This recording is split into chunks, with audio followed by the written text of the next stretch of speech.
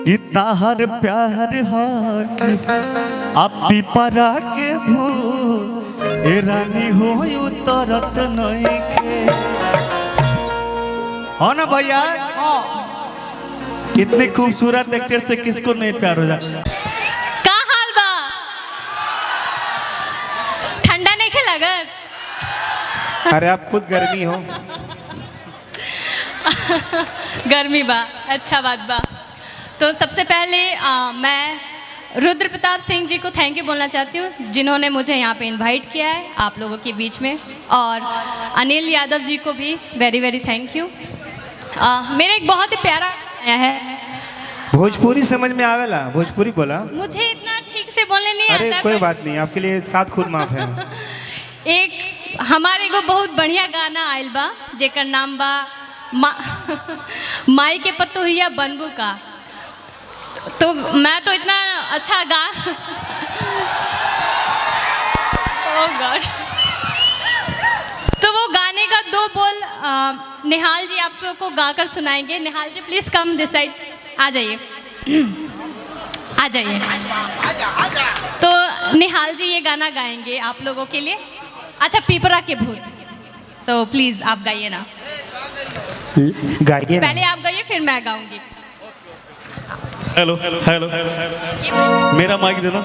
Hello hello hello hello आइए देखिए। Hello, ये तो मेरे लिए बहुत सौभाग्य की बात है। इतनी प्यारी सी एक्ट्रेस, इतनी अच्छी इंसान जो हर किसी को मौका देती हैं, और आज अपने इस प्यारे से भाई को भी उन्होंने मौका दिया है। इस कार्यक्रम के ऑर्गेनाइजर अनिल यादव माटी के लाल जी हैं और यहाँ उपस्थित हैं। दीदी का एक सॉन्ग अभी ट्रेंडिंग में है कि दिन रात रहताई जियो कपड़े पर चढ़, है ना भैया?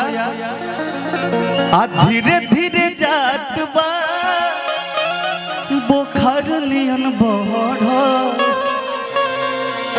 कि जहिया से तोहके और देखले बानी अमन कुछ करे के करत नहीं खे, कि ताहर प्यार हाकी आप पिपरा के भूल ए रानी हो उतरत नहीं के, हो ना भैया? इतनी खूबसूरत एक्टर से किसको नहीं प्यार हो जाए। आप लोगों को प्यार करते हैं, हल्ला करके बताइए तो एक बार।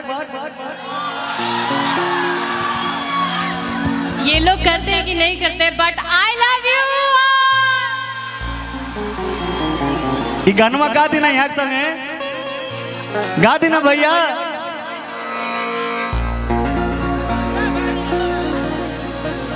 कि दिन रात रहताई आ कपड़े पर चढ़,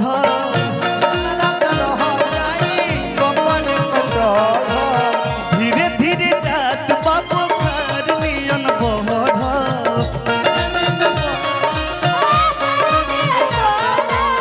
जहिया से तोहके देखले बानी मन कुछ करे के करत नहीं के, है ना भैया?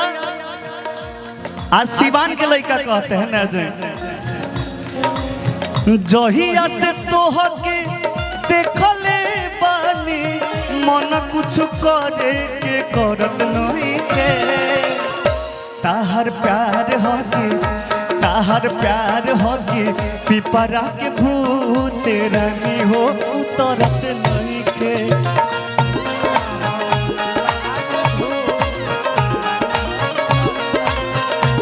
तोहर प्यार होगी पिपरा के भूत रानी हो उतरत नहीं के।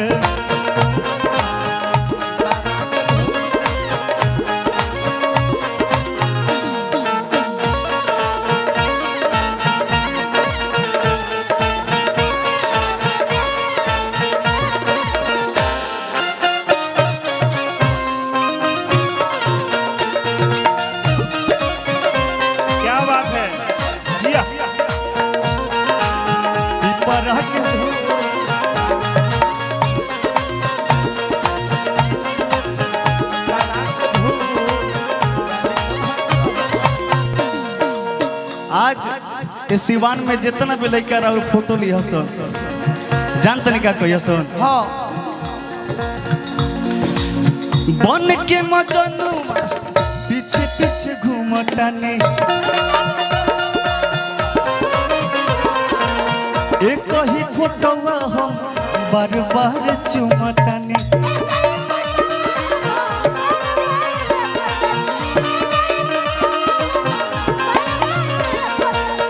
हाँ ना भैया बात सही बा कि ना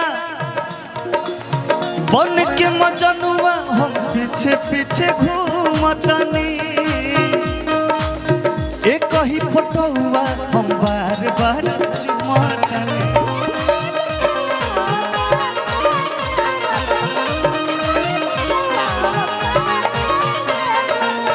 केतनो निहारी अरे नीलम जी ए भैया एमे कोनो शक नहीं खे केतनो निहारी सुनर रूपवा केतनो निहारी सुनर रूपवा तब मोर मनवा ई भरत नहीं खे प्यार करते ना आप लोग तनी हाल लगे बताओ एक बार